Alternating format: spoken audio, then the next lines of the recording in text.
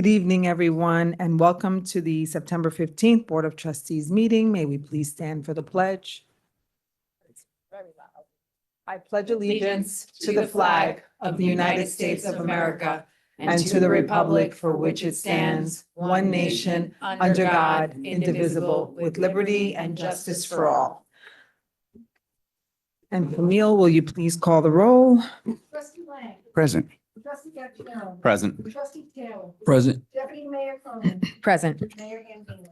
Present, and tonight we do have one appointment, appointing Sara Axelbaum to the Library Board for an unexpired term ending December 1st, 2028. She will be filling another board member's term, which ends in 2028. May I please have a motion for this appointment? So moved. Second.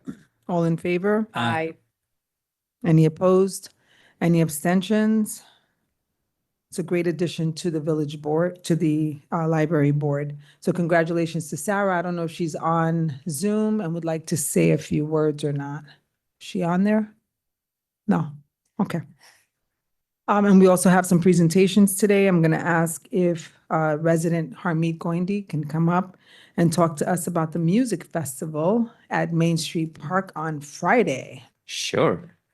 So you know we like to party around here, so. Someone has to. You guys are busy.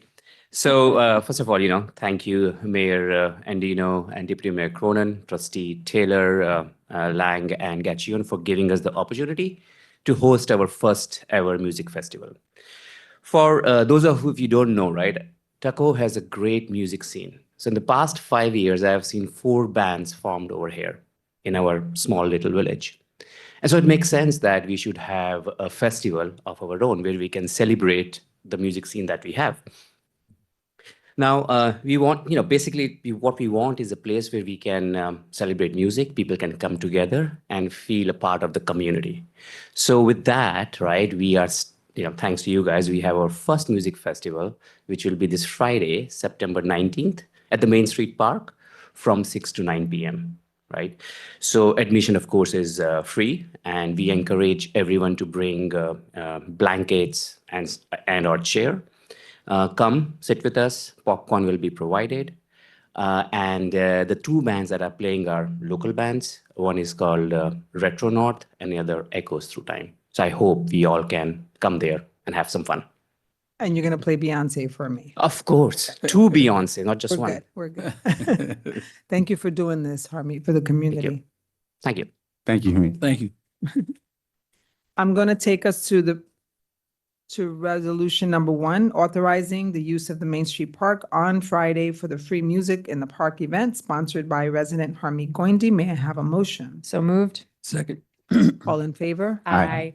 Any opposed? Any abstentions? And Friday, music in the park it is. Thank you. We also have a presentation by Release. It's a substance use disorder and mental health services program. Resident Kim Colaswano, I always have to pause for that name, who lives in Tuckahoe. She came to visit me, and the deputy mayor and I met with her, and is it Nick? Yes. And they gave us some information about this program that I thought was worthy of you coming to the board and talking to the community about it. So if you would come forward, and she also has Dr. Michael McCormick, who's the Chief Medical Officer of Release, with us. Yeah.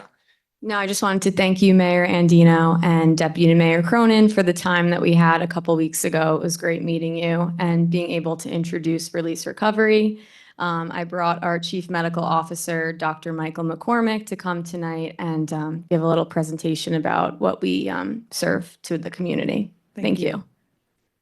Thanks, Kim. Thank you. And thank you very much for giving us these few minutes this evening. We really do appreciate it. I'm a pseudo Tuckahoe resident because when I'm up here, I live in Philadelphia, but I come up Monday and Tuesday nights stay Monday through Wednesday. I stay right over here at the Spring Hill Suites. So I love Tuckahoe. All the restaurants around here, I go to all of it. So that's why it was great for Kim to set us up Nice. right here. So I'm Michael McCormick. I'm the Chief Medical Officer at Release. And what we do is we offer services for substance abuse, alcoholism, and mental health.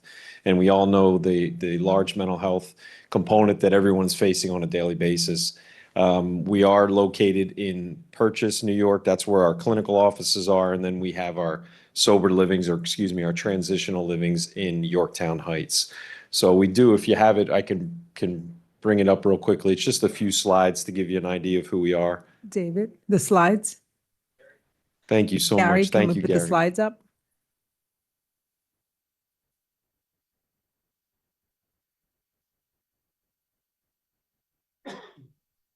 Hey, Gary? Can you put the PowerPoint up? And I think the big thing is that we've been around, the clinical offices we started 2 years ago. And it's grown quite a bit, but the part that we did, we've had our head down working hard with our patients. And now over the last few months, we've realized that, we know what a part of the community we can be. So now we've been getting out more and more. And that's why it's nice to be in a setting like this to make sure that everyone knows what's available. So just to give you an idea, excuse me, we do have some 3 transitional. If they don't have the slides, don't worry, guys. It's okay.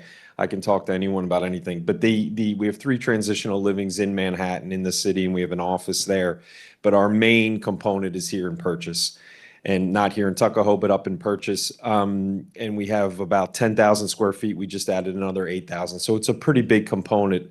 And what that entails is we've created, Zach Clark, who's our owner, wanted to create an inpatient treatment experience as an outpatient. And that's what we've really succeeded in doing. So we have a partial hospitalization program, which for those that don't know, that's from 9 to 3 every day. We have an intensive outpatient program as well, which is 9 to 12. And then for our people that are working, we have a nighttime IOP, which is actually great. So that's from 6 to 9, Monday, Tuesday, and Thursday evenings. Thank you guys so much. So that's a quick picture of our 3 homes. So we have 2 men's homes and 1 women's home that just came online. The beautiful houses. They're staffed 24/7. We always have our staff there. During the day, it's therapist level staff that are with our patients. And you can transition to the next one or move forward. Thank you so much. So there's just one picture of our office there, and that's our partial hospitalization. So as you can see, it's 25 hours per week, a lot of therapy. They see me, I see all of our patients, and we continue with that. And then we have case management, which is so important for getting our patients back into the world and back to their lives and back to their families. You can slide it forward, Gary. Or thank you. And that's the IOP there. So it's 12 hours per week, as you can see. Everyone gets an individual session at least per week with their therapist. The big thing is the family therapy. So Release is very big on the family component of this because this disease affects everyone. Husbands, wives, mom, dad, children, brothers, sisters. And our goal is to bring everyone into that because so many families don't understand it, don't understand why their loved one acts or maybe does what he or she does. And the truth of the matter is that probably all of us, if we really think about it, have this somewhere in our family. So we just really want to support that. You can advance to that next one. The evening IOP is great. So where that's worked very well for this area with White Plains and Yonkers is with some of our policemen and women, some of our firemen and women. So the ability for us to offer those services, in addition to other people who are working full-time jobs, yet they're able to come and get that support 3 evenings per week, still getting their individual therapy, and I still see all of those patients as well. You can advance, thanks. And then outpatient. So one thing just want to know is that if you have a loved one or you have someone you're like wondering, maybe whether he or she needs something more, we do a lot of evaluations. So they're just referred to us, and I'm able to spend some time with them doing a full, what we can, consider an evaluation and say, hey, you may need this level of care, or no, you don't. And then our outpatient is typically, 1 or 2 groups per week, and then the individual therapy. Great. Yeah, so I just wanted to thank you all, let you know that we're in this area. You know, we want to continue to serve the community. That's what we're very big on. Family, community, that's what Release is all about. We've been around since 2016. I worked at a place called Cairn in Pennsylvania, if anyone knows the Richard J. Cairn Foundation, for 9 years. And then Zach Clark brought me over 2 years ago when he was creating this program. And so it's a proud thing. You know, I'm very, very proud of what we've built and what we have, and hopefully we'll be able to continue to help everyone in the community. So thank you guys so much for your time today. I really do appreciate it. Thank you. Thank you. Thank you. And if Beyonce's there, I'll be there at the music fest. You'll be there. Does the board have any questions? Anyone on the board? Okay, thank you very much. Thank you. Oh, Thank you. I do have one. Do you guys have any literature from your program? We do. We have brochures, the trifolds and everything. So we'll make sure that'd be great. And cards, we can leave anything because we really are accessible to anyone that has questions, community, et cetera. Thank you. Thank you. And tell Blake I said hello and sorry, I called him Nick. All right, so we have 2 public hearings that are still open.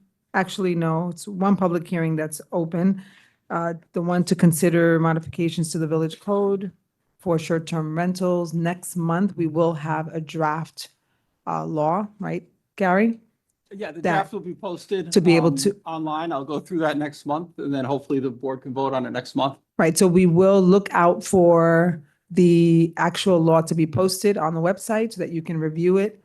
And next month to be able to come and give us feedback so that we can go ahead and move forward with passing a law for short-term rentals. And this came about, for those of you who are not aware, last year, this has gone on for quite some time. We got some complaints that there were some short-term rentals that were disruptive to the community. There was some legislation and some lawsuits that were happening in New York City, so we wanted to hold off and wait and see what happened there. And as time moved on, we realized that there were some things that we can just do here.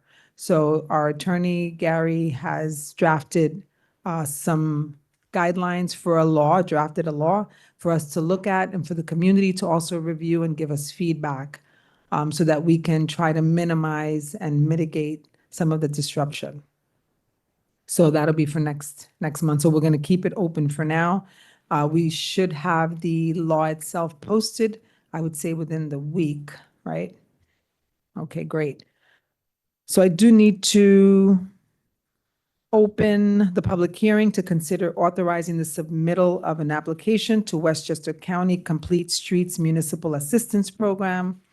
May I have a motion to open the public hearing? So moved. Second. All in favor? Aye. Any opposed? Any abstentions? And the Clean Streets Municipal Assistance Program, I think is what some of you have concern about because it has, the light might possibly be impacted on Columbus. I'm going to let the village administrator just talk a little bit about the Complete Streets Program grant application so that you have some information. Nothing is happening tomorrow or today or even next month.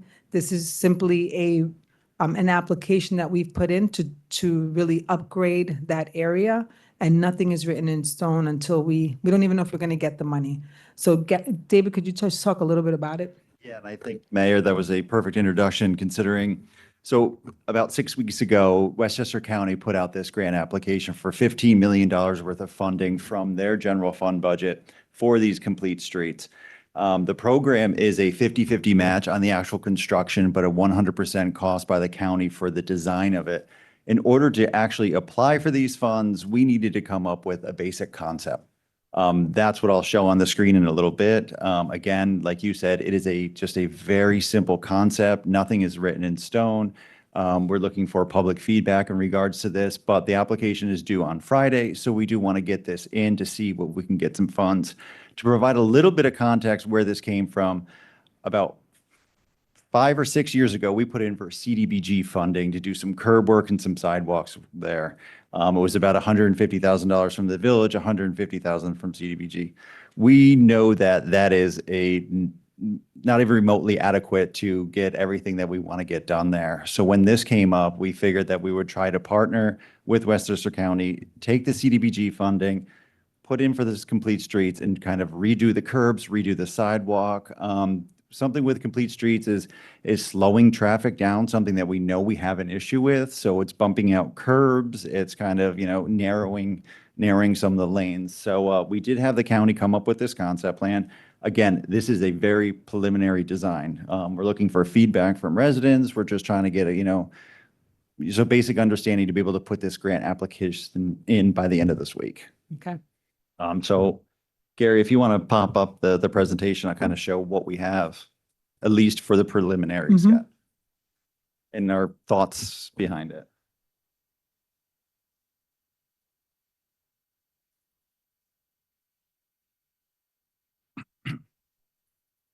Okay, so right there, that's just the actually existing conditions. So you guys, I think most of everyone knows what's going on there. And so this is kind of the design concept. So I'm actually going to go to the next one so we can kind of parse this out. So this is actually Underhill Street right here, right behind Village Hall. And you can see the design concept is to bring the curbs in. It is known that once you bring the curbs in, traffic slows down completely. There's actually a three-way stop proposed here in this design concept plan. That doesn't mean there's going to be a three-way stop there. A traffic engineer needs to look at some of the distances and things like that from Main Street to see if that actually can work out in regards to the actual manual of traffic. But again, so bumping out the curbs would be kind of one of the first steps. And then you can see redoing the sidewalks on both the east and west side, putting in kind of a grassy area. There is a beautiful canopy there now. We've had discussions in regards to that because we know that those trees are going to fail probably in the next 10 years. So how do we kind of plan for that, knowing that that canopy is beautiful down there? And do we, take half of them down, plant new trees, try to kind of bridge that gap? It's not an easy, solution, but it is a gorgeous canopy going down Columbus Avenue that we want to try to keep. But we know that those trees are going to fail at some point. So that thought process is in there, or that would have to be kind of flushed out more of how we do that. So as you can see, again, the curbs are bumped out to kind of slow traffic. And then I think this is the one a lot of people are here for, which is fine. You can see on Circuit Avenue where the concept is to bump the curbs out, make the crosswalk smaller, put a three-way stop in there. We know we have to do something to that traffic light at some point. So either we replace the traffic light and design it with a traffic light, or we have a discussion of actually getting rid of it and making it a three-way stop, kind of shortening up those distances there while kind of opening up some of the sidewalk in front of the community center and the library. So as of right now, we're just looking for feedback to order to put the application in. Again, nothing here is written in stone of how it would finally look out, but we want to get this application in because it is a 50-50 cost share. So we would be applying for $685,000. So the village would have to put up around $685,000 to get $685,000. So it is a big financial commitment by the village. But again, to redo all the curbing there, bump out the curbs, redo the sidewalks, it's a significant Right. cost. However, even if we put in for it and we get it, doesn't necessarily mean we have to accept it. No, It's just a matter no, of this is meeting just the a matter of deadline. putting the grant application in. The village board always has the right to say, we don't want to do this moving forward. We don't want to accept the money. It would actually have to come to the village board. And if we did receive the grant, it would have to come to the village board to then vote on actually going into a contract with Westchester County. So there's another step there if the board wants to do something different. Okay. So the hearing is open. And if there's anybody that would like to address the board on the grant application, you may do so now. Is there anybody? Raise your hand. Yes. You can go up to the mic, ma'am. Chief, can you just help her out? Okay. Thank you, sir. I wanted to ask Mr. Burke. Can you have just ever give us your dashed name? Across It's okay. Columbus Avenue from the library or vice versa. If you ever dashed across when cars are coming, it's virtually impossible.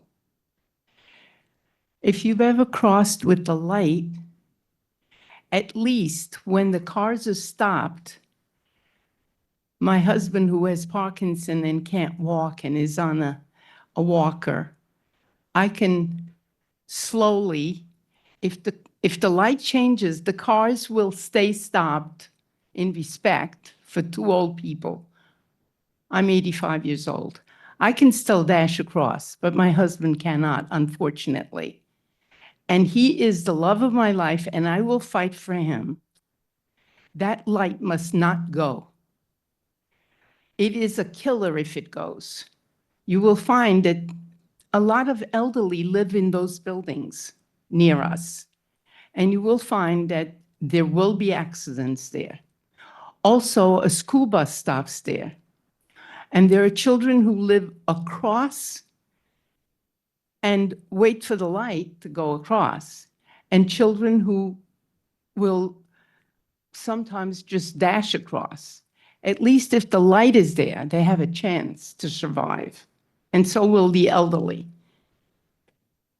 I would really be very thankful if the mayor thinks about this and does not remove that light. Okay, can you just tell us your name and address?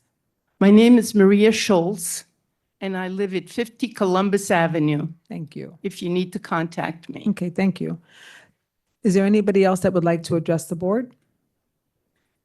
So again, I'd like to reiterate that today we're not voting on removing the light. Today we're voting on putting an application in so that we could have access to the funding that might help us revitalize this area.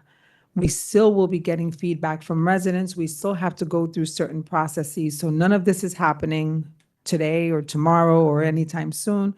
We don't even know if we're going to get the funding. That's another thing. So I just want to make that clear so no one thinks that we're voting to remove that light tonight. That's not what's happening. Okay?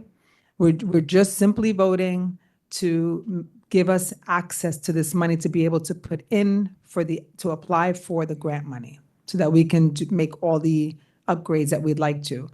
The light portion is just one piece of it. It's the entire area that the village administrator just mentioned. You wanted to say something? Yeah, and I think it is important to go back, and I definitely respect what you're saying. Portion of it would be actually moving the curb, so the crosswalk would be shorter as well. Even if a new light went in there, the whole purpose is actually make those curbs or the crosswalks a little bit shorter to make it a little bit easier to cross. Yeah. Okay. Is there anyone on Zoom that would like to weigh in at this time? Okay. So I will ask for a motion to close the public hearing to consider the application for the Complete Streets Municipal Assistance Program. So moved. Second. All in favor? Aye. Any opposed? Any abstentions? And I will take us to resolution number 7, asking for a motion to authorize the submission of this application for the Complete Streets Municipal Assistance Program. So moved. Sec- All in favor? Aye. Any opposed? Any abstentions? Thank you, and thank you for coming out to give your feedback because we often don't get it until it's after the fact, so we really do appreciate it. Come to every meeting, every month. Your time so gratefully. Thank you. We are grateful. Thank you. Thank you. Thank you. So, okay, and Dr. McCormick and Kim, if you want to sneak out, now's a good time. You won't hurt our feelings, just so you know. You can stay. So, but you can also stay, you're welcome. It's very exciting. These meetings are very exciting. Have a good night. I could tell they didn't want to Right? leave. Thank you. Night. Have a good night. Okay, may I have a motion to approve the minutes of July 14th and August 7th meetings? So moved. Second. All in favor? Aye. Any opposed? Any abstentions?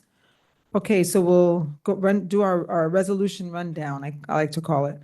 May I have a motion to authorize use of the Main Street Park by the tennis courts at the Main Street Park by ECAP on Wednesdays from September 17th through November 12th. They provide free tennis lessons to the students that attend the ECAP program. May I have a motion? So moved. Second. All in favor? Aye. Any opposed? Any abstentions? Okay, thank you, Board. May I have a motion authorizing use of the village streets on Friday, October 3rd for the Tuckahoe High School Homecoming Parade? So moved. Second. Second. All in favor, please come out on October 3rd and cheer our students on. All in favor? So, Aye. aye. Any opposed? Any abstentions? Forgot what to Okay, say. let's all come out to the homecoming parade. May I have a motion authorizing the use of the community center on November 22nd by the Icon Foundation for a fundraiser to benefit the community center? So moved. Second. All in favor? Aye. Any opposed? Any abstentions? Thank you, Board. And the Board is looking to complete the Tuckahoe Comprehensive Plan update. So I'm asking for a motion that the village serve as the lead agency for the adoption of the plan pursuant to State Environmental Quality Review Act. So moved. All in favor? We get a second. I'm back there. sorry. Second. Thank you. This is what happens when you do a rundown resolution. Okay, let's see here. All right, so may I have a motion to authorize referral of the Tuckahoe Comprehensive Plan to the Village of Tuckahoe Planning Board for review and recommendations? So So moved. moved. Second. All in favor? Aye. Any opposed? Any abstentions? Thank you, Board. And may I have a motion authorizing an IMA with Westchester County for prisoner transportation? I'll ask the chief to just touch on that when you do your report. Sometimes people just ask, what is that? We're transporting prisoners here now? So may I have a motion for the IMA So moved. authorizing? All in favor? Aye. Aye. Any opposed? Any abstentions? Okay, and may I have a motion authorizing an IMA for participation in the mutual aid and rapid response plan, which we have we update this every 2 years, is it, David? Or every year? Every 3 years. May I have a motion? So moved. All in favor? Aye. Any opposed? Any abstentions? And the next resolution, I think I'd like to ask if our resident Harmeet Goindi would come forward and speak to this. This is the Westchester County Water and Soil Conservation District. We received some funding for equipment used to construct catch basin covers, which are really lovely. But I'd like for you to talk a little bit about why they're important. Sure, sure. So, Just so I say, yes, Harmeet Goindi is the chair of the Tuckahoe Environmental and Sustainability Committee. right. Thank you, Amir. And if you have seen, right, Tuckahoe is right next to the Bronx River. And when there is rainwater, right, it goes through these basins straight into the Bronx River. The problem is that the openings is not consistent. Sometimes they are 6 inches wide. And that leads all the floatables, the plastic bottles, the trash, the stuff that pollutes our river, and it just goes into the river. So there is no way to stop it. So one way to stop it is, and this was Frank's idea, is to have grill there, right? But those are very expensive. I think each one costs $150, and if you buy, I think we need like $300. It's way too much.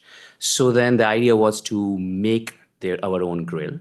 And so Frank wanted to buy a plasma torch and make the grill that says Tuckahoe and install it there so that prevents the floatables from going in but lets the water in. And so we applied to Soil and Water Conservation District, which basically is a part of the county, and we got a funding for $20,000.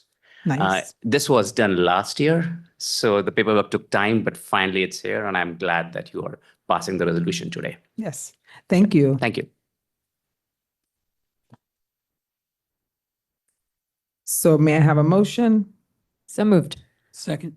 All in favor? Aye. Any opposed? Any abstentions? Thank you to TESS, thank you to DPW, and the interns that also helped with this. Resolution number 11, authorizing an IMA with New York State to participate in the statewide police traffic services program. I'm going to ask the chief also, when you do your report, if you can give an update on resolutions 11 and 12. May I have a motion for authorizing this IMA? So moved. Second. All in favor? Aye. Any opposed? Any abstentions? Thank you, Board. And may I have a motion authorizing an IMA with Westchester County for funds to participate in National Night Out, which the police department hosts most years. So moved. Second. All in favor? Aye. Aye. Any opposed? Any abstentions? And Chief, if you could speak about National Night Out as well. Actually, and you're going to also speak about number 13 when you get up here, which I knew you already were going to. But may I have a motion authorizing setting a public hearing for October 6th to consider a proposed local law amending the village code for traffic and street regulation, the traffic control photo violation monitoring system, and this is a system that was started by the county. And the chief will talk a little bit more about it. It has to do with the cameras for the school buses. So may I have a motion? So moved. Second. All in favor? Aye. Any opposed? Any abstentions? Thank you, board. And may I have a motion authorizing the addition of Metropolitan Commercial Bank as an authorized bank for the village? So moved. moved. All in favor? Aye. Somebody second? Second. All in favor? Aye. Aye. Any opposed? Any abstentions? Thank you, board. And may I have a motion authorizing modification of the filming permit fee schedule for the village? We do have, in the last, few years, we've had an increase in filming. And so we want to adjust the filming permit schedule to match the increase in costs for the village. So may I have a motion? So moved. Second. All in favor? Aye. Any opposed? Any abstentions? Thank you, board. And may I have a motion authorizing the surplus of a 2019 Dodge Durango? May I have a motion? So moved. All in favor? Aye. Any opposed? Any abstentions? Thank you. And may I have a motion authorizing various year-end budget modifications for fiscal year ending May 31st? When we set the budget is a plan. There are obviously throughout the year some changes to the budget, and so this is a time where we reconcile any differences. So may I have a motion to modify the budget? So moved. Second.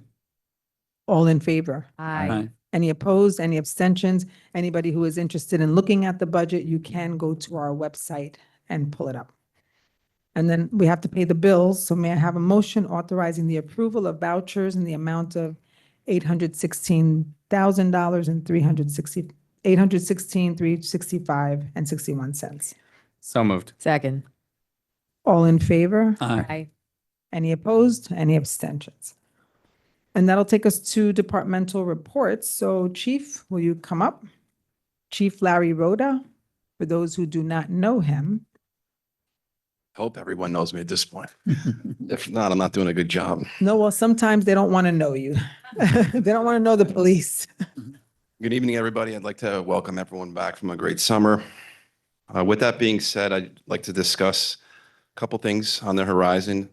First, I wanted to mention our fall sports and our traffic parking conditions that we usually observe at the fields. I wanted to remind parents regarding our traffic parking, especially at Parkway Oval and also on Rose Avenue next to Iona. Again, it's a new set of parents. We just wanted to reiterate, and Sally from Eastchester does put that on an email to obey all the traffic parking signs and no here to corners, don't park in the crosswalks, don't double park. We need that open for emergency vehicles. We need open to be safe for pedestrians to walk. So we have officers monitoring the area, but I just wanted to put a reminder out to the public regarding that. I have some good news. This year, we received a prestigious AAA award for traffic safety, and we were bumped up this year. We went from bronze to silver, and I'm actually really proud of it. It's a tough grant, and we filled out the grant this year, and they go over traffic data, crashes, and what we have done to implement traffic safety throughout the year. So we're going to be honored in October for this award. What's the date again, Chief? I believe it's October 27th. I'll drive you, Mayor, if you need. It's a nice event. No, I might wind up in the paper. Okay, so with that being said, the village is hustling and bustling now with the fallout. We're seeing great traffic flow. We're actually seeing pre-COVID numbers. So the village is hustling and bustling. With school back in session, the rush hours, we're seeing traffic volume. Our sensors are working accordingly. But I just want everyone to be aware regarding our 25-mile-an-hour speed limit. We are enforcing pedestrians in the crosswalk, school bus violations right now, not the computerized school bus violations yet. And again, commercial vehicle enforcement and also stop sign enforcement. Specifically in the north end, we want vehicles stopping fully at the stop signs. Also on Lake Avenue, at Elm Street is another hot spot where people decide to roll through or do a California stop, so they call it. We want a full, complete stop, and we ask for that, and it's the law is when you come to a full stop, you look both ways, you're able to see pedestrians crossing in the crosswalk.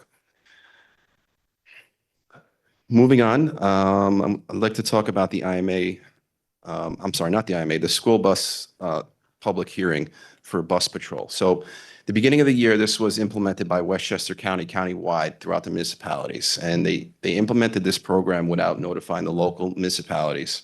So we started getting a lot of feedback from residents who were passing school buses with the photo and the video. And they say, how did this happen? And it was, the summons was returnable to the village court. So we started looking into it, and we realized that this company did an agreement with Westchester County completely without the village's input. So what we did is we addressed that, and we went to this company directly, and we said, no, we want to be part of this. We want to review the summonses. So what happens is, and this is implemented throughout the county now, is when the bus arm goes out, the stop sign on the bus goes out, there's video cameras mounted on the school bus that's paid for by this company, not the village. And it records the violation. It records, it takes photos, and it gives you video. It's kind of like the speed enforcement cameras in the city, if everyone ever got that, or the red light cameras. It's usually just in the cities, it's not locally, but that's what it is. So it records the violation, and then what happens is it goes into an inbox, and right now it's currently going into an inbox within Westchester County and reviewed by them. So we went into an agreement with them, and we spoke to them, and we said, no, we want to bring this into the village and have input through the village. And this is also in conjunction with the town of Eastchester, because as we know, our buses go into the town of Eastchester and the village of Tuckahoe. So the chief from Eastchester and I worked very hard on this, along with Gary and the attorney from Eastchester, Lurita. We went back and forth with them to make sure that this contract was fit the bill of what Tuckahoe and Eastchester needs. So now we have to open the public hearing, get the feedback, and hopefully by October go into agreement with them to then start reviewing the video internally through the village of Tuckahoe. So that's what it's about. It's really about safety for our kids and being able to enforce school bus violations automatically without having an officer there every single time. We believe that once people get used to this, and you do see the first fine is $250. And it's unfortunately, we don't have a say in the amount of the fine, but it's no points, and it goes to the registered owner of the car. The second violation from that same car, it increases, and the third violation increases. The person who receives the violation also has the ability to contest it in the village court, and they could come and see Gary, and they'll have a nice crystal clear video of the violation. Again, now, this is the violation that it's going to be in the Tuckahoe Police Department's inbox, so that it's going to be reviewed by a supervisor, and the way we plan to review it is that if a police officer was going to stop that violation and they saw it in a police car, then we're going to send it through. If it was one of those hit or misses where it would have caused an accident, and if a police officer was behind you and they understood the scenario, and there's different scenarios out there where you're not sure if they put it out, there's a lot of driver error with the school buses itself, where they kind of throw the arm out sometimes without watching the traffic flow and say, let these cars go before I put the arm out. So if we see an iffy situation, at least it gives us the ability to either send it through or disregard that potential violation. So that's what that's all about, and we hope to implement this as soon as possible. The Eastchester buses already have them on them. The Village of Tuckahoe buses do not, so it would be 10 buses that will need to get it installed. The buses will also know where they are. So once it leaves the Village of Tuckahoe's jurisdiction, it knows that it's in Eastchester. And if a car passes the school bus in Eastchester, it will go to the Eastchester Town Court and not the Village of Tuckahoe Town Court. Thank you, Chief. Moving on, the prisoner transportation IMA with Westchester County. So when we have a person that's housed in Westchester County Jail and is sent to the jail from our local judges, rather than having Westchester County correction officers transport these individuals to and from court, this gives us the ability to have our Tuckahoe police officers do that, and then we get reimbursed by Westchester County. So we've done that. It's been the history of the department. We've always have done that, and it works out really well, and also gives you that personal effect to the people that we're picking up. And it's good. We communicate with them. We make them feel at home here. It's, we get them through a tough process, and we get them in and out as best we can and quickly, versus having the county here and waiting a long period of time, and we're waiting for them to process the court. Thank you. Moving on to the National Night Out IMA, this year, over the past summer, we had it in the Main Street Park, which is a really big hit. We invite the Eastchester PD and Bronxville PD to the event. We usually held it in Depot. This year, we brought it to Main Street Park. I had compliments for days of how well it went. It's a great event. We have all different vendors come. We have all different, the police officers from Eastchester, Tuckahoe, and Bronxville. And we put our funding together. Each municipality gets funding through the county legislators. And then we just do a really great event. It costs nothing to the village, and it's a great night out. And the point behind it, it's countrywide. And that night, it's throughout the country. And it's to get police involved with the community, and the community come out and interact with our officers. Yeah.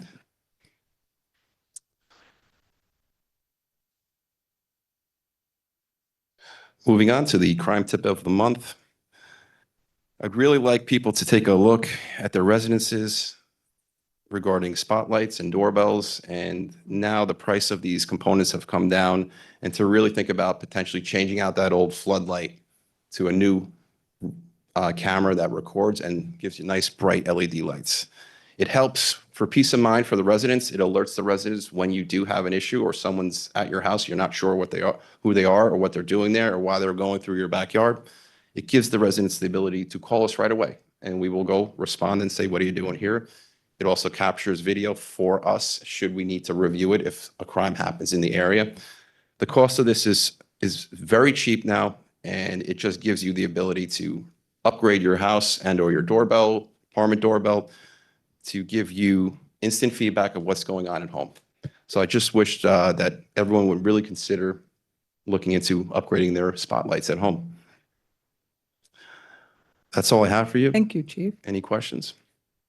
On those spotlights with the cameras, you have recommendations or? I do. There's big names out Yes, there. a I'm lot, not yeah. supposed to really promote a specific I got it. name, but you could research them. Whichever brand you go through, you get now, they're good brands. And the quality of the video is crystal clear, sound and everything. And there's been many crimes solved through these doorbell cameras and spotlight cameras throughout the country now. They're really, really inexpensive, and it's something that homeowners should consider. And going forward, we're looking to get into a project with potentially Ring and or the other competitor through Google, whereas if the resident would like, they can give the ability to have the police review the video remotely and send them the link and say, this is what happened, can you help me out here? Or just report an incident. So it's something that's so simple and so easy, but it helps us to keep Thank our you. village safe. Thank you, Chief. Okay, thank you. Is there anyone here from DPW on Zoom? No. No? Okay. So can we have somebody from the library? Elaine Provenzano? Hello. Hi, Elaine. Hello?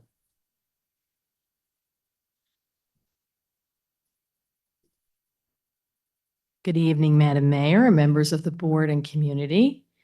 I'm very grateful to be serving as the interim director as the search goes on for our new director. As you know, Swadish Pashnanda has retired, and we want to thank everyone who helped to make Swadish's celebration at the library on August 6th such a wonderful success. Swadish has made a tremendous impact on the library and community over the past 37 years, as evidenced by the wonderful outpouring of love and respect from patrons and colleagues alike at her party and those who came in afterward to wish her well. We wish her much joy and happiness. She's going to be greatly missed in her retirement and thank her for her dedication. The Friends will be having a retirement dinner honoring Swadish at the Wicked Wolf on Thursday, September 25th at 6:30. You can purchase tickets for the event at the Friends of the Library website, on the library homepage. If you have any questions, you can contact the library. And I'll also I could send you the document with a QR code if you want to post that as well, David. So I'll get that to you, have that digitized. I did want to give a little fun fact, put my history hat on for a minute because Harmeet was talking about the Bronx River. And I just last week went to Bronx River Parkway Reservation Conservancy meeting. And the Bronx River Parkway Reservation is going to be 100 years old. So for those of us who grew up here or have learned to love this beautiful park that runs up to Valhalla, there is going to be an event. I'm sorry, this is feeding I'm back so sorry. much. Gary, can you adjust the mic a little bit? Sorry. Westchester County Center on September 21st is going to have food trucks there and a big celebration. So you might, I don't know the details about it, but you might want to look that up. First ribbon cutting was November 1925 when it was completed. So that's your fun fact for that. And thank you, Harmeet, because it's so important. Oh, did he leave? Okay. To protect the river. Summer reading, I just wanted to tell you a few highlights. We had patrons of all ages which enjoyed summer reading, but I have to give the kids snapshot. We had almost 300 people for our summer reading bubble bus kickoff, and we know a lot of adults were there too. And the finale with Jason and his animals. 37 of our readers earned a free Carvel ice cream. That's 16 hours of reading per person. And we had 27 readers who read beyond that, who qualified for a free pizza raffle. And sorry, only one winner for that. We do have library card sign-up month. And if you don't have a card, sign up for one and receive a magnetic bookmark. If you know someone who needs a card, bring them in and earn a magnetic bookmark as a referral prize. And you're all going to get one, because I know you're going to tell one person to get their library card, all right? Yes, yes, we So are. I'm going to hand those We're out before I telling- sit We're down. telling 7,000 people right now, go get That's your right. library card. That's right. Each one reach one. So a few events that are coming up. We have our teen program Monday, September 22nd and 29th. We're doing a special sewing class for teens, upcycle a pair of denim pants. Bring in an old pair of jeans and we'll turn them into a crossbody bag. And then we have Teen Dungeons and Dragon with Mr. Justin on September 22nd at 6. And Teen Movie Night, Wednesday, September 24th at 6 o'clock, one of my favorites, Miyazaki's Spirited Away. For the kids, we have September Crafts, Scarecrow Hanging Wreath, Tuesday, September 16th at 3:30, ages 4 to 10. Pre-K Yoga with Budding Buddhist, Thursday, September 18th at 11, ages 2.5 to 5. Graphic Novel Book Club in the library, Friday, September 19th, 4 o'clock from 3rd to 5th grade. And Musical Adventures at the library, Monday, September 22nd at 1 o'clock, ages 0 to 7. And then, of course, we have our still story time in the park for this month, Tuesdays at 11 o'clock, that's Circuit Avenue Park with Miss Florence. And Miss Florence on Fridays will be in the community center at 11 o'clock for ages 2 to 6. Miss Nora is back with Sing, Dance, and Read on Friday, September 19th at 11. And then we have Miss Inez for bilingual story time on Friday, 26th, September 26th at 11 o'clock, ages 2 to 6. And pajama story time if you're getting sleepy. Wednesday, September 24th, 6 o'clock, ages 4 to 10. Wear your jammies. And let's not forget the adults. We have Mystery Adult Book Club with Miss Donna, The Life We Bury, on Wednesday, September 17th at 6:30. Estate Planning for Every Age, September 18th, this Thursday at 3:30. Join elder care lawyer attorney Stella King for a discussion around important estate planning strategies. In-person Tibetan sound healing, Wednesday, September 24th at 4 o'clock. In-person painting Autumn Leaves on Saturday, September 27th at 12 o'clock. And Hybrid Book Club, this is a great one, this book, Remarkably Bright Creatures. It's a hybrid, so you can come online or you can come in person, Monday, September 29th at 6:30. And now we also have our recurring programs, knitting on Mondays at 1, Mahjong Tuesdays at 1, Spanish class Wednesdays at 1, tech help appointments Thursdays at 2, Tai Chi Thursdays, September 23rd at 9, in-person yoga every Friday at 9 o'clock in the community center. And we have our English as a second language beginner class every Wednesday at 10:30 and advanced class every Wednesday at 11:30. So please register for any or all of these programs and let me give you your little bookmark.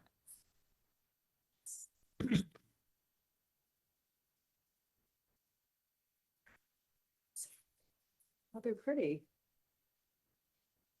You guys can decide. Okay. Thank you. Thank you. Then go ask. Very Van Gogh-esque is right. Looks like Starry Night. Thank you. Camille, do you have anything? Okay. David? Gary? Wow, that's great. Everybody's doing, I mean, what are you all doing here? Like, are you even working? No one's gonna clap for you. Okay, so just a few dates for you guys to keep in mind. Cone with the Cop, September 17th. Please be there. You can get your free ice cream, Deputy Mayor. And you don't have to read 16 chapters or books. 16 hours, that's even worse. From 4:30 to 6:30. I'm sorry, I'm a little loopy. I am very tired today. The Village Board work session is next month on October 2nd at 7 p.m. And the next Village Board meeting is at October 6th at 7 p.m. I just want to make note that today marks the first day of Hispanic Heritage Month. Being from Puerto Rico, this is an important holiday for me and my family. They kept me up late last night. This is why I'm so tired today, because we hung out, my nephews and my mom. We are going to have a Salsa Fest on October 11th at Main Street Park. And thank you to Deputy Mayor Cronin. She's got someone that's going to come and teach you how to salsa the first hour. So please be there. And then we will have some great music from 4 to 6, 3 to 4. There are some lessons. And I do also want to inform those of you who are not aware that my term ends in November, after the November election. It's really, and I'll talk to you a little bit more, it's really been my great honor to serve you as village trustee and for 4 years and as mayor for nearly 4 years. And so I'd like to go out with a bang and dancing with you and saying thank you for just your warmth, your openness, your challenging times even. And I ask that everybody come out. I'll also use that as sort of an open house to say thank you to everyone, goodbye. So come out on October 11th, Main Street Park for some salsa. And we also will have the iconic Creepy Candy Crawl on October 25th from 4 to 6 p.m. We close out Main Street.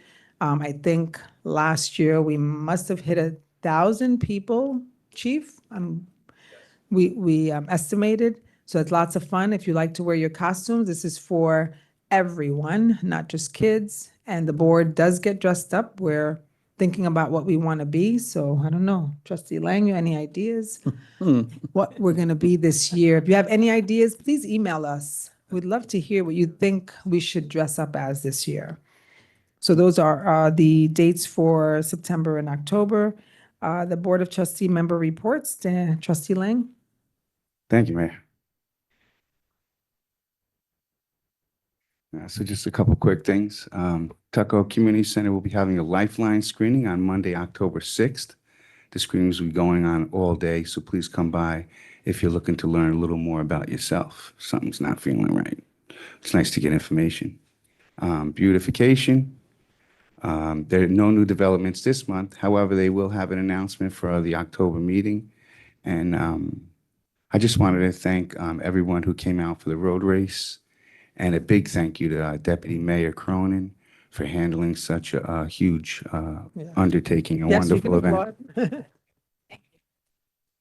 Okay? Thank you. Trustee Gacchione. Thank you, Madam Mayor. I'm going to read this. I think each of us had this in our report some way or another, but I think Miss Elaine from the History Committee on this end summed it up the best. So I'm going to read what they said here. In memoriam, the Tuckahoe History Committee extends its deepest condolences to the family of Eastchester town historian Richard Forliano. A lifelong educator, Richard inspired countless students and residents of Eastchester to share his passion for history of our community. He was a tremendous supporter of the Tuckahoe History Committee and will be greatly missed by the community.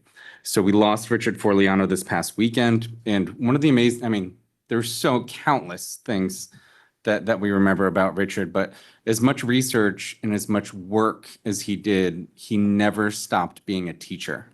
And whether if that was a conference or whether it was interns he always had young people getting enthused about history, which is something I really loved about him and I'll always remember. So thank you for making that summary, Ms. Lane. It was perfect. So to go on to the History Committee, they did not stop for the summer. They were very busy. They shared a lot of their archives at the during Black History Month at the Juneteenth celebration. Pardon me, just at the Juneteenth celebration. The final tweaks they're working on to launch their website in October. The Tuckahoe History Committee will have a table at RevFest 250 at Croton Point Park on September 27th and 28th. And they are helping finalize our Eagle Scout, Mr. Bernard's Tuckahoe History Audio Tour. And Nick Zanzano will be attending the Association of Public Historians of New York State in October. And they continue cataloging the archives and material that they find and that the residents help submit. They had 28,000 views over the past few months on their social media. They're very active on social media. So if you do not follow them, I suggest that you do. And as always, they meet here in the Village Hall from 9:30 to 12, and they're always looking for participants. So if you have the time and you're able to stop in, come on in. They're very busy, but they will welcome you in. So we'll move on to veterans. On September 28th is Gold Star Mothers and Family Day. The ceremony here locally will be held at 9:30 at Monument Park at California Road and White Plains Road. That's September 28th at 9:30. The county will be holding their Gold Star event on September 26th, which is the Friday prior, and that is September 26th at 3 p.m. at the Kensico Dam. Last week, obviously, we all in some way or another remembered, had 9/11 remembrances here in town or throughout the county. It was 24 years ago, and as tough as those ceremonies are, they're equally as important to honor those who lost their lives on 9/11 and in the aftermath. And we will be hosting locally at ICS this year the 9/11 Never Forget mobile exhibit. And it will be on October 6th and October 7th from 8:30 to 4 with a closing ceremony on October 7th at 4 p.m. Thank you, Mayor. Thank you, trustee. Trustee Taylor. Thank you, Madam Mayor. The Tuckahoe Housing Authority. The Housing Authority is in the process of upgrading their, their accounting system.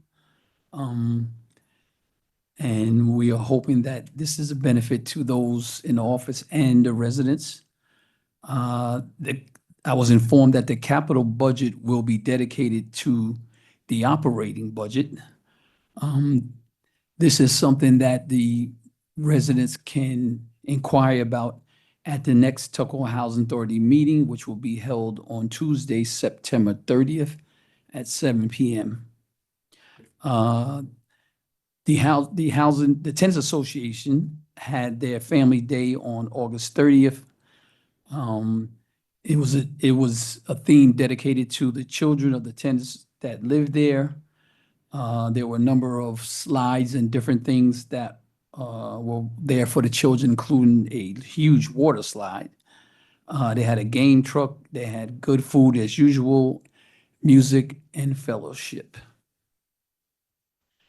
The Eastchester Community Action Partnership. The Eastchester Community Action after-school program returned on September 8th. The food pantry is always the first Wednesday of the month. So next month, it will be on October 1st. There are two programs that the ECAP will be having. They don't have the dates yet, but the first one is Digital Equity Technology Training in Spanish geared for the workforce. And the second one is Financial Wellness Program. If you need the dates for either one of these, you can call the ECAP at 914-337-7768. And then I too would like to give my condolences to the Foliano family on the passing of Richard Foliano. If anybody knows Richard, he was dedicated to his craft as a teacher and a historian. And another thing, a good quality that all of us should have, he was just generally a really nice person. And we need a lot more people like that in these times. Thank you. Thank you, trustee. Deputy Mayor?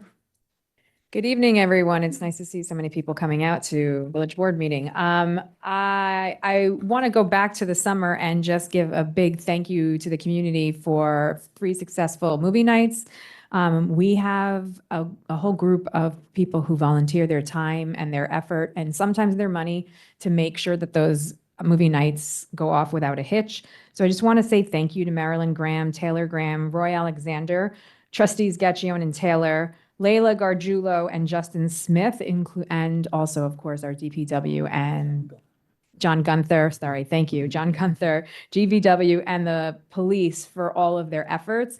Sometimes it's a last minute 50-yard dash to make sure that the tech is working and everything is up and running. So, and these people give of their time every single summer, at least 3 times during the summer. So I am extraordinarily grateful to make that happen.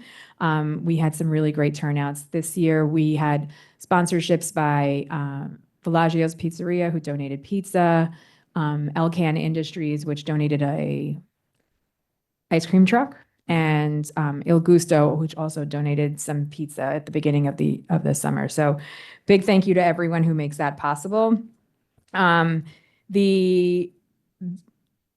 The topic of the day is the Tuckahoe Road Race. So the Tuckahoe Road Race went off yesterday with the help of also a whole committee worth of people. And I want to say thank you. We had 500 participants exactly. So exactly 500 participants.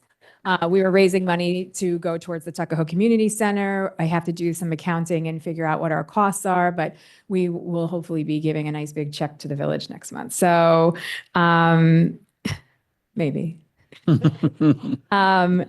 So I want to say thank you to the committee because they work extraordinarily hard to make this happen. And this is not something that just happens overnight. Claire Gorman, Jeff Zuckerman, Sophia Chiappetta, Rita Mastra Bernardino, Elaine Gary, Claudia Francis, who raised so much money. Sarah DeReese also, who helped us raise a ton of money. Jeremy Lord and John Galuzzi and Johnny Reichelt, who work for the village, but they are as much a part of that committee as every other member. And of course, every single member of the village board who showed up, they put in their time, they helped get people signed up. And so I'm very grateful to that. I also want to give a huge shout out to the businesses, and there were many, so I'm not going to name them all, but the sponsorship banner is up on the website and it was out yesterday. We raised just in sponsorships alone $15,600 just in sponsorships. So we can't make this event happen. Yeah, and that's really from the committee. The committee worked really hard to get those sponsorships, and that's just in cash. With in-kind donations, that was another $2,000 or $3,000. Just we did a lot every week in order to get people to sign up. We do raffles. And so many members of this community, all the businesses in the community, they donate facials and haircuts and dinner for two. And we're just really grateful because that's what makes this community. It is a really nice community event. If you've never come before, you really should. If you've never run a road race and you've always been thinking about doing it, we have a 1 mile and a 5K. It is flat. If you're going to start somewhere, you start here. If you start here, you can go anywhere. We need volunteers for next year. This takes a lot of people. So anybody who is interested in getting involved, you could be a runner and maybe want to get involved, but you could just be somebody who is like party planning or event planning. Anybody who is interested, please reach out to us. We are very interested in having you. We need to get more people involved. Many hands makes light work. Which brings me to my next event, the Creepy Candy Crawl, which will take place on October 25th from 3 to 4:30. So if you've never been to a candy crawl, we shut down Main Street. We have stilt walkers and magicians and face painters and balloon artists, and there's all kinds of stuff happening. But mostly it's the businesses in this community and the residents that live along Main Street come out, set up tables, and hand out candy to our kids. The kids dress up. It's a real party. There are bubbles and fog, and we had a haunted trolley last year. So it's a great time. This is another thing we need. This is a community. This is truly a community event. I have an army of people handing out candy and decorating and setting things up. So if you're interested in getting involved, if you are a young person who needs community service hours, and if you are the adult responsible for a young person who needs community service hours, this is a great opportunity. It's fun. It's a good way to meet other young people because we have a lot that work for the village. So please contact me. I will put anybody who wants to work, I will put you to work. So that's October 25th, 3 to 4:30. And then pivoting. So Harmeet talked about TESC. He did mention the music in the park this Friday. He wanted me to, he forgot to mention, and he asked me to mention that they're going to have a donation jar and they're raising money for ECAP. So if anybody wants to come by and donate some money, that'll all go to ECAP. Finally, and I will let Sarah DeReese talk more about this, but later when she talks, but the seniors, the Tuckahoe seniors are open again. They just reopened for the summer, from their summer break, and there is a masquerade ball fundraiser held by the Icon Foundation for 16th, and I'll let Sarah talk about that more later. All right, and that's it. That's all I have. Have a great day. Thank you, Deputy Mayor. I just want to start by reminding everyone that summer does not end until September 22nd. So you feel free to put your pumpkin lattes away. You can have that after the 22nd. It's still 80 degrees out. You're welcome to have a margarita or an iced tea or lemonade if you don't drink. But summer is still here, and I'm not letting it go until it's time to let it go. So please don't talk to me about pumpkin spice anything. Thank you. I actually also want to, on a more serious note, echo Trustee Gaccion's sentiments regarding Richard Forliano. I remember when I first was elected as mayor, one of the first meetings that I had was with Richard. He contacted me and said he wanted to come and talk with me about historic preservation in Tuckahoe, which happened to be the first legislation that we passed here. And I'm really grateful to him because he came, as you know, as Trustee Gaccion said, he remained a teacher to the end, and he came and he educated me about Tuckahoe and Tuckahoe's history and why it was important to preserve it. So much so that I was moved to talk to board members to say, you know, we need to pass legislation because something had happened and there was a historic landmark that had to come down. So I really grew to admire and appreciate him. And so I just really want to offer my condolences to his family and friends, but also to the entire community because we lost a good one. So thank you to Richard Forliano. I also want to ask for a resident, Adam Radbell's help here. I've spoken to the community a few times about our fight with Con Edison. If you guys have checked your bills in the last year or two, they're just exponentially increasing, and the village voted to become a party to not, it's not a lawsuit, but we've become a party to have a seat at the table so that we can hear the hearings that are happening regarding increases, where the Public Service Commission, the PSC, you may have heard of, votes on and decides what those increases are for the residents.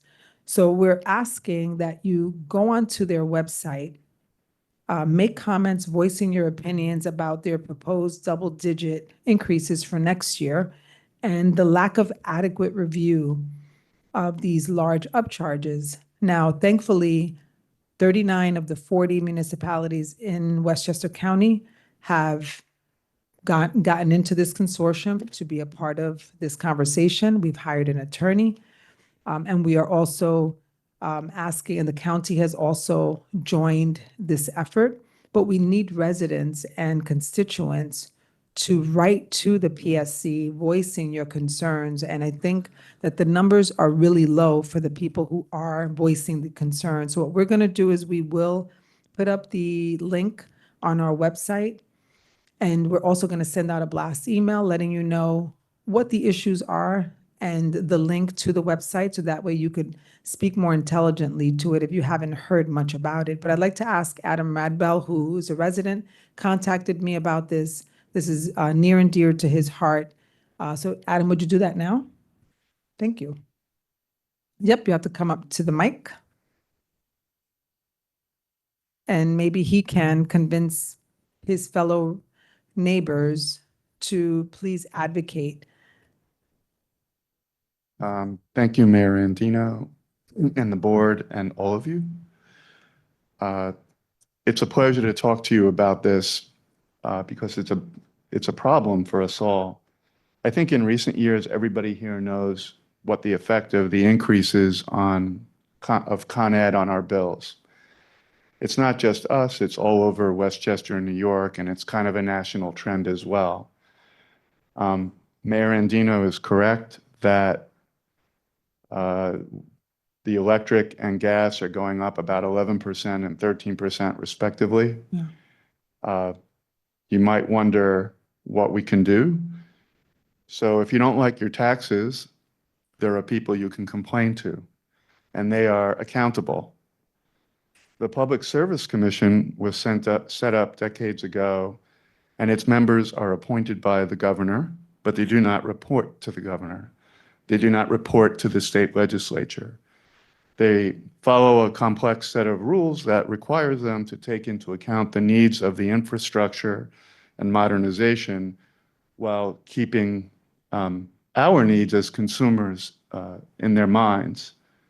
The standard of review that they use is called a rational review, which means as they review the increases, if they don't laugh, they can continue to approve them. Occasionally, they do roll back Con Ed's suggested rates, but there is no direct chain of accountability. The only way that you can reach them is by responding on the PSC website, which has a comment page, which a few months ago had almost no responses, and it's getting better now. I really think that if they hear from tens of thousands of people, more people than just in Tuckahoe, they will begin to realize the nature of this. I'm sure there are some very good people on that commission. The chairman in 2023 made over $16 million in salary and compensation. So I wonder if they're fully capable of realizing what this does. And I appreciate Mayor Andino's comments and the idea of an email blast, whether it's you're on a fixed income or not on a fixed income and trying to figure out if you'll be able to pay for your kids' education the way you want it or take a vacation. This matters. I've spoken to people with not-for-profits that are figuring out how to pay their utility bills, retirees. It's astounding when you sit and you look. I had a $1,000 bill last winter. I've never had that before. 100-year-old house, and it's, I'm not alone in Tuckahoe with that. So the only way to deal with it, because it's the only power that we have, Hey, Gary, that mic is out. all we can do is write to them. And the site is,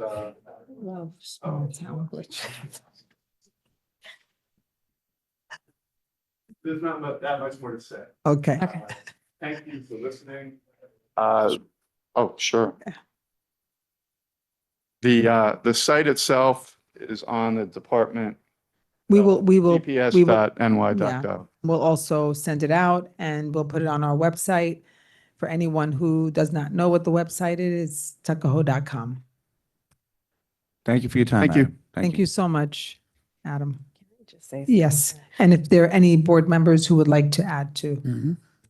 So, thank you, Adam. And I want to just say thank you for advocating for this, and giving a little education to people, because I think they feel like, what can I possibly do?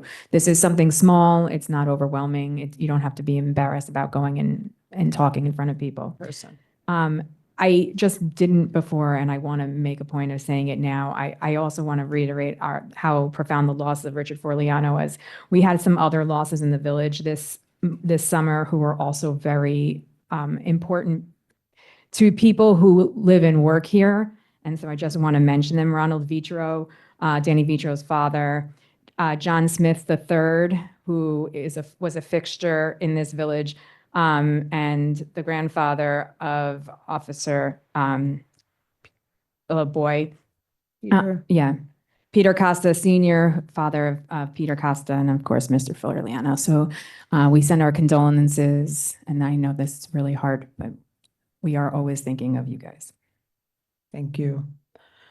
I just want to make one comment about the cottage. Sure. So I'm not sure when we get the bill, like we actually take a look at the whole bill and not just what they're saying that you owe for that month, but there's a delivery fee on your bill.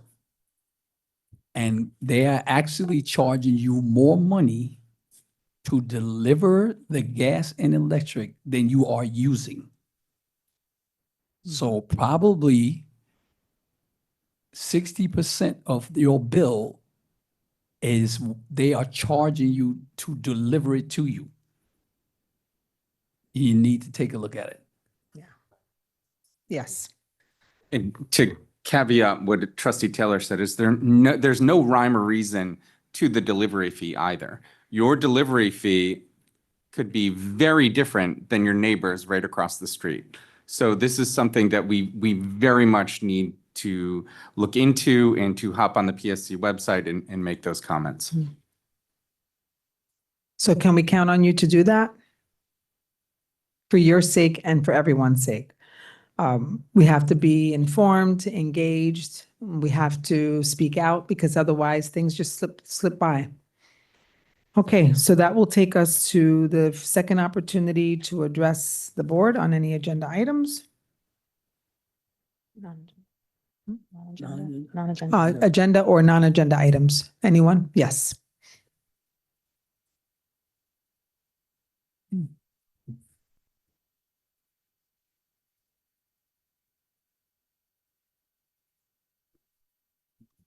Anthony Laurie, 123 Wallace Street. First of all, I do want to give my sympathy to the Forliano family. I know I did many tours with Dick with the trolley, and whenever he got stuck on something, he would ask me and I'd help him out. But my sympathy goes to him. I had no idea that the man passed away. Very sorry to hear that. I do want to say something, that some houses in Tuckahoe have entrances on both streets. There's some houses on Dainty Avenue have entrances on Columbus and some on Dainty. And there's a few houses on Chestnut Street that have entrances on Chestnut Street and Wallace Street. Now, I had gone to the building department to tell them 39 Chestnut Street. It's atrocious. I don't know even if anybody lives in that house anymore, but the weeds have lost the sidewalk. They're just about in the street. As you make the bend on Wallace Street, your car hits them. 37 Chestnut Street, the weeds are blocking half the lady's garage. You have to see it, Mayor. It's unbelievable. And there was a lady walking her dog there today. She stepped in the street and a car was coming by. The car beeped the horn, just kept going. I don't know where the person was going, but wherever they was going, I'm sure it wasn't going to run away. It's the same situation as busing. I drive a bus every day for the last 10 years, and even when the sign goes out, you have no idea how the people, they got their mind where they're going, and wherever they're going is not going to run away, and they go right through that, the flashing lights, and something serious someday is going to happen. Say, the microphone now. What I'm trying to say, this house looks atrocious. I brought it to the building department Friday. Marion told me that the building department said that they are shrubbery. It's not shrubbery. I worked, Hey, Gary, in case you're not noticing, the mic is out. I did gardening all my life, and in fact, many years ago, there was two elderly ladies lived in that house, that they were relatives of Police Chief Bover. And I used to maintain that house, and that house looks beautiful. Okay. If you see it today, and believe me, Mayor, I know weeds from shrubbery. Okay. And that house is not shrubbery. If it is shrubbery, let me know, because I want some. You're gonna see it. Right. And it really is causing a hazard, because Wow. people have to step off the sidewalk, go in the street. There's no more sidewalk there. And All right, we'll definitely take a look at it. someone's definitely gonna get hurt there. Many of the residents came to me.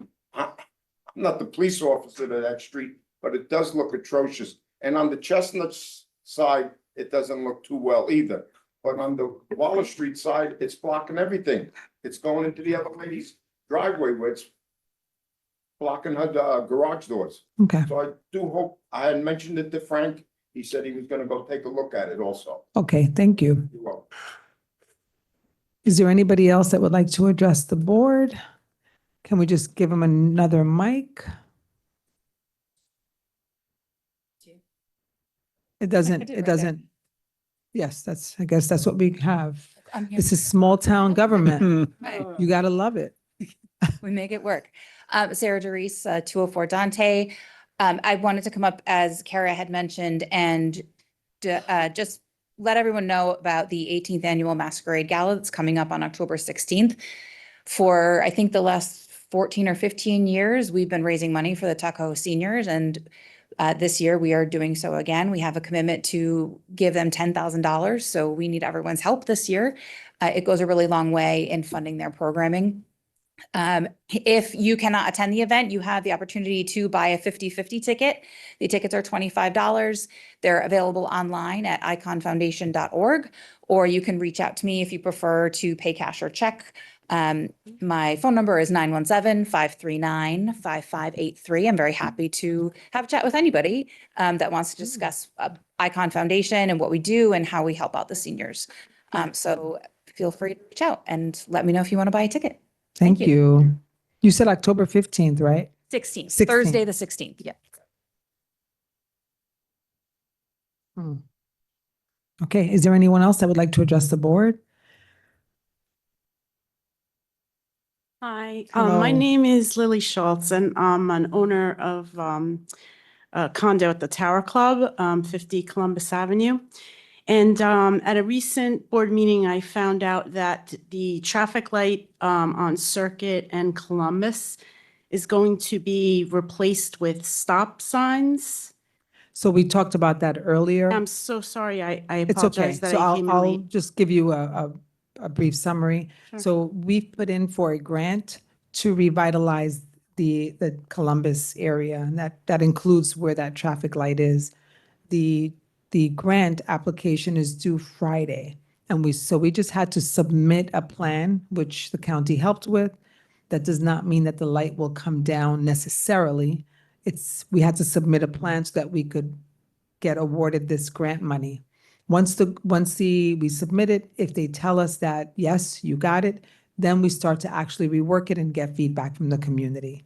So Okay. that's what we talked about earlier. Okay, So there's nothing happening right now. There's no light coming down. okay. I just so- wanted to share feedback. But thank you for your feedback about because, my concerns, because I'm at that intersection very frequently, and I've seen people run the red light, and I see a lot of elderly people and young families with little kids because the library is there. So there is a lot of pedestrian traffic at that intersection, and I just have concerns about the safety of crossing if it goes from a light to a right, stop sign. thank you. Okay. We appreciate the feedback and you for there will the be info. opportunity for more feedback. And I just also want to let everyone know that the village will not do anything, make any changes unless there's a traffic study, unless an engineer looks at the area and authorizes it. And if they ever do, whenever they do, it's going to be, I mean, they're not going to want to put their licenses on the line. So they're much more conservative if they find that the area does not it's not safe for it. So all of that will be taken into consideration for sure. Wonderful. But at this point, nothing is happening other than submission for a grant application. And we had to submit it by Friday, and there had to be some renderings submitted with it. So Okay. that's kind of where we are at the very, very preliminary stages. Great. Thank you so much You for got that valuable information. Sure. Thank you. Anyone else? Anyone on Zoom? Oh, laptops are closed. I guess there's no one on Zoom. Oh, okay. Okay, so if there's nothing else, is there anything else the board has? Great. May I have a motion to close the meeting? Second. All right, all in favor? Bye. Have a good night, Tuckahoe. We will see you soon at some event or at the next board meeting. Thank you.